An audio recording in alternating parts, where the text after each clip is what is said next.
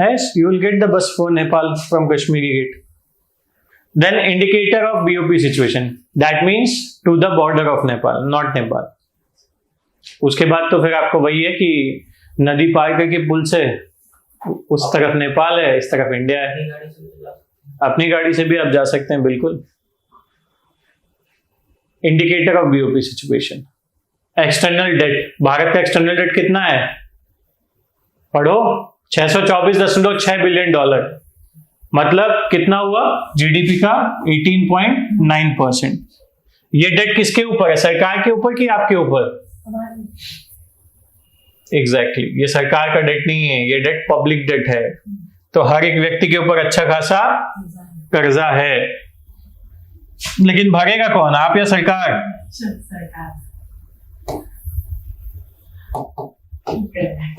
First quarter of 2023 बहुत ही ज्यादा political है, and due to that proportion जो है वहां पर जो माइग्रेटरी पॉपुलेशन का है वो बढ़ा है, एंड गवर्नमेंट ने with means, different means government ने दिया है।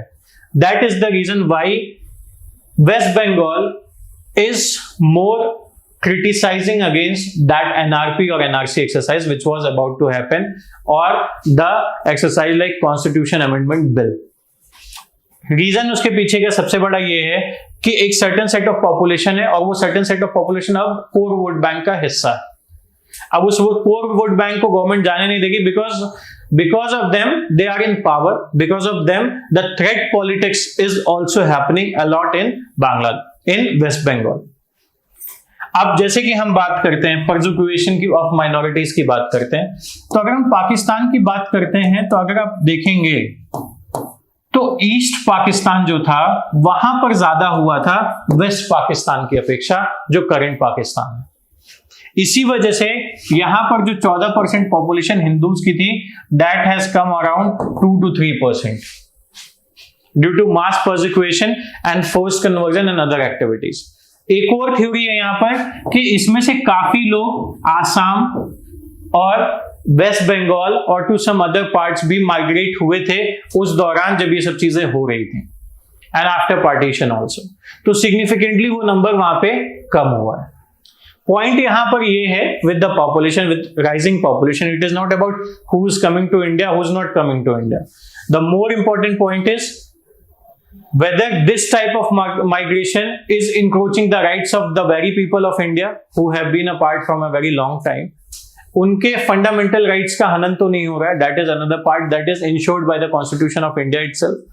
Another part is कि जो लोग migrate हुए हैं, जैसे कि आपने कहानी सुनी कि I just forgot the term, they are making certain sets जहां पर लोगों को एक जगह इकट्ठा किया जा रहा है। आसाम की बात करें अगर हम, तो आसाम में ऐसे सेंटर्स बनाए गए हैं।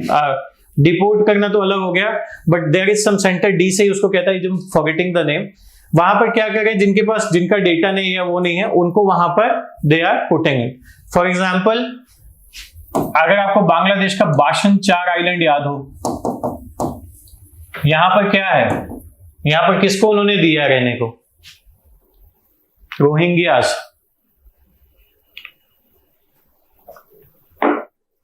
ये सब कुछ डिस्कस इसलिए कर रहा हूं क्योंकि अभी इसी कॉन्टेक्स्ट में थोड़ा समझाने का पॉइंट है। अब देखो, रोहिंग्या ओरिजिनली कहां गए थे? म्यांमार या बांग्लादेश? दे वर ओरिजिनली फ्रॉम बांग्लादेश। बांग्लादेश और म्यांमार के बॉर्डर के पास के थे वो। They migrated to Myanmar 1971 या उसके पहले धीमे धीमे, and they got established in Myanmar. फिर म्यांमार में क्या हुआ, इनकी जो भी इनके प्रैक्टिसेस होंगी या एक्टिविटीज होंगी, उसको लेकर के वहां के जो बुद्धिस्ट वो थे, उनके मासेस के बीच में बहुत ज्यादा एंगर इश्यूज थे इनको लेकर के, and they did a very biggest crime of the world, that was violence against them to the families. Many were killed also, and just to safeguard their lives, सबसे nearest क्या था? India और Bangladesh. They went to Bangladesh, they went to India also, but एक significant population है। अब आज के date में बहुत सरप्राइजिंग है, देखो ये थ्रेट परसेप्शन है और बहुत बड़ा थ्रेट परसेप्शन है कि आपके इंडिया में अगर आप देखोगे, अगर इंडिया को एक ओवरऑल उसमें लेते हैं तो इंडिया का कोई एरिया नहीं बचा जहां पर आपको रोहिंग्याज नहीं मिलेंगे। कनेक्ट करना ये अगर आप उन सिटीज में जाओ जहां पर ज्यादा चांसेस, स्पेशली बॉर्डर एरियाज के आसपास और पोरस बॉर्डर्स के आसपास आपको ज्यादा मिलेंगे, वहां पर आज की डेट में जितने नर्सरी वाले हैं या फॉर एग्जाम्पल ये जो कूड़े को उठाने के लिए लोग आते हैं या चीजें करते हैं, who are they? Have you ever listen to them? उनकी लैंग्वेज आपने सुनी है? That it doesn't seem to be somebody from our country side. और अगर आप इंटरनेशनल न्यूज देखोगे तो आपको चीजें समझ में आएंगी कि there is a similarity. So only point is, बात करते हैं अब इसकी इस कॉन्टेक्स्ट में, ठीक है, रोहिंग्यास की बात कर रहे थे हम, राइट? अब प्रॉब्लम क्या है? ऑल ओवर इंडिया है। अब on the name of Rohingya क्या स्पाइस, क्या टेरर थ्रेट्स नहीं हो सकते इंडिया कंट्री, इंडिया के लिए? So for that, what is required? Stopping them is required, or regulating the coming of Rohingyas is required? अगर आप इनको स्टॉप करते हैं तो ह्यूमैनिटेरियन इशू का क्राइसिस आ जाएगा, इनह्यूमन उसका आ जाएगा, वर्ल्ड जो ह्यूमन राइट्स कमीशन है वो आपके ऊपर आ जाएगा। रेगुलेट किया जा सकता है, रेगुलेट किया जा सकता है, that is also one point. इसके अलावा मॉनिटरिंग करें, you need to take a firm stand on the gravity of situation which India had taken in the form of NRC, in the form of not NRC, in the form of Rohingyas कि we will not allow। रीजन क्या है? Country की social dynamics या security dynamics ऐसी है कि जहां पर ये बहुत इंपॉर्टेंट है। We know the role of sleeper cells and these can work the best as sleeper cells, because उनको क्या चाहिए? अभी पेट पालने के लिए रोजगार चाहिए, और वो एक ऐसी जगह से आ रहे हैं जहां से उनके दिमाग में एक पूरा मतलब पास्ट ऑफ द माइंड वो बहुत बुरा वायलेंस देख के आ रहे हैं, जहां पे उनके घरों को जला देगा, चीजों को कर देगा। So they can be utilize at any point of time. Bangladesh ने भी क्या किया, एक छोटे से एरिया में बाशन चार में, जो कि सराउंडेड है पूरा सी से और आने वाले समय में 10 साल में डूब भी जाएगा, वहां पर पूरे रोहिंग्यास को बसा दिया है। वो अनदर इशू है। पॉइंट क्या था यहां से? जब हम डिस्कस कर रहे हैं पॉइंट्स के बारे में या एफडीआई या बाकी चीजों के बारे में, तो कंट्री की जो स्टेबिलिटी है वो बहुत मैटर करती है, और कंट्री के जो स्टेप्स हैं वो भी बहुत मैटर करते हैं। यूरोप में अभी क्या है? यूरोप में लोन वोल्फ वाली जो कंडीशन है वो क्या है? या यूएस वगैरह में एक अकेला व्यक्ति आ रहा है, चाकू लेके या कुछ लेके 10-12 लोगों को मार देगा, he is become a lone wolf. But at the same time वो कंडीशन क्यों क्रिएट हो रही है in a country like US, Europe और समवेयर एल्स? प्रॉब्लम इज जो एड्रेस है करना है इनको, वो हम नहीं कर पा रहे, राइट? ठीक है, अब बात करेंगे एफडीआई की, ठीक है, फॉरेन डायरेक्ट इन्वेस्टमेंट। बता चुका हूं सारी चीजें, कुछ है नहीं। एन इन्वेस्टर एक्वायर्स और establishes a business entity in a foreign country.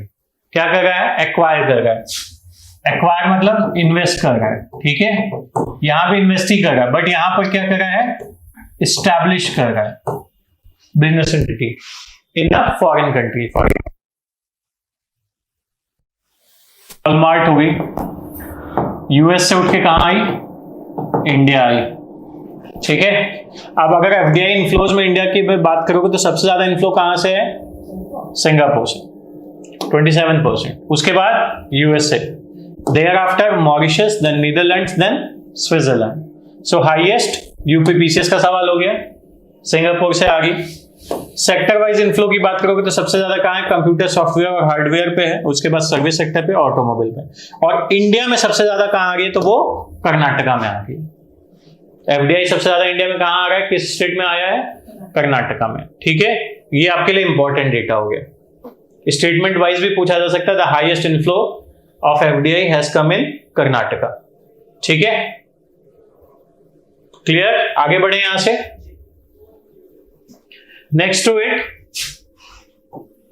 दो तरीके से होता है, ऑटोमेटिक रूट या गवर्नमेंट रूट। अब ज्यादातर ऑटोमेटिक ही कर दिया है। कुछ ऐसे सेगमेंट्स है जहां पर गवर्नमेंट की परमिशन रिक्वायर्ड है, अप्रूवल चाहिए होता है। Proposal for foreign investment under the government route are considered by respective administrative ministry और डिपार्टमेंट। इसके पहले एक प्रॉपर चैनल था, सिंगल वीडियो विंडो वो था जो एफडीआई को प्रमोट करने के लिए था। बट अभी क्या कर दिया है, उतना कुछ फायदा इससे मिल नहीं रहा था, तो उन्होंने कहा कि अब जब जिस डिपार्टमेंट या एडमिनिस्ट्रेशन से रिलेटेड आएगा वहां पे जाएगा। For example FDI agriculture sector में आना, तो कहां पे जाएगा, एग्रीकल्चर मिनिस्ट्री में जाएगा। क्लियर? आगे बढ़े।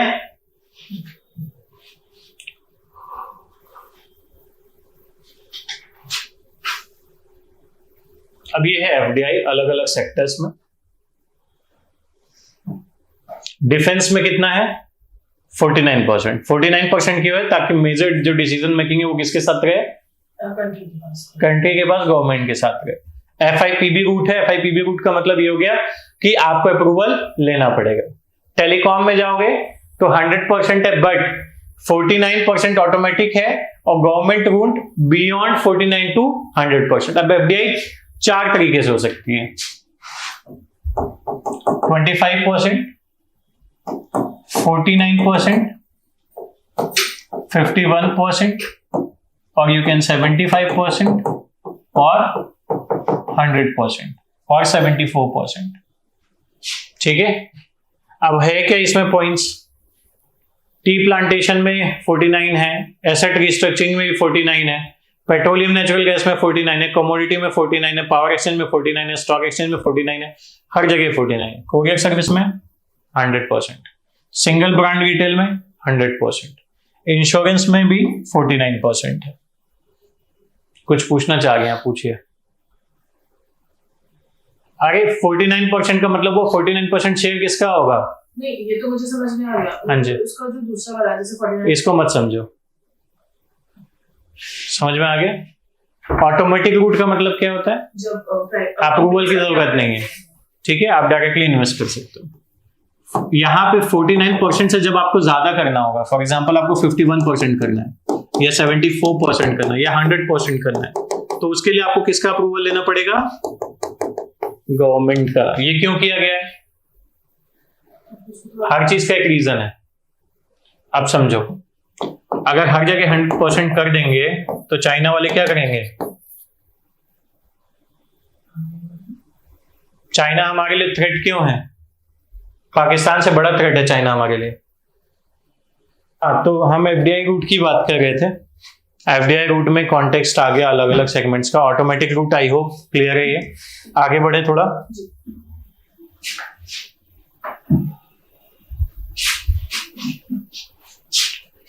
FPI, investor purchases securities from the financial market. ठीक है, कोई मैनेजमेंट वोटिंग राइट्स नहीं होगा, बट एफडीआई में मिलेगा। Anonymous relationship with the company, पता भी नहीं होता ज्यादा कुछ। क्वालिफाइड फॉरेन इन्वेस्टर्स अभी बताया था शुरुआत में। Yes, these countries should be complied with FATF norms के साथ। ठीक है, और इस सोकोज मल्टीलेटरल एमओयूज होते हैं कंट्रीज के साथ आपस में related to the foreign security. FII क्या होते हैं, foreign institutional investors. I told you about that. Participatory notes generate होते हैं इनके थ्रू और वो यूटिलाइज होता है। क्लियर है, ये बता चुका हूं आप लोगों को। अलग अलग देशों के हैं, जैसे top countries account to 84% of FPI, सबसे ज्यादा यूएस है यहाँ भी। अब पॉइंट यहाँ पे क्या है दिक्कत, एफपीआई के साथ सबसे बड़ी दिक्कत ये है कि जब भी वो कंट्री चाहेगी वापस लेती जाएगी। फॉर एग्जाम्पल यूएस ने क्या किया, अपने रिजर्व के रेट्स बढ़ा दिए। ठीक है, तो ज्यादातर कंपनीज कहां इन्वेस्ट करना चाहेंगी, यूएस में। Then they will put this FPI which they have taken in some Indian company to US company या कहीं और कर सकते हैं, because उनको कंट्री की कंडीशन फेवरेबल नहीं लगेगी। तो उस कंडीशन में क्या होगा, एफपीआई क्राउडिंग आउट हो जाएगा। तो एफपीआई इज वेरी वॉलेटाइल। अब होता क्या है, फॉर एग्जांपल मान लो आपकी कंट्री में 20,000 करोड़ आ गए। अब आपने प्लान किया कि उसको यूटिलाइज करें कंपनी की परफॉर्मेंस बढ़ाने में, बट विद इन 10 डेज वो 20,000 करोड़ वापस चले गए। तो उसमें जो जिसकी कंट्री में है उसका कोई कंट्रोल नहीं है, उसका कंट्रोल नहीं। पॉइंट वाज दैट तो वो जिस पे डिपेंडेंसी भी नहीं हो सकती।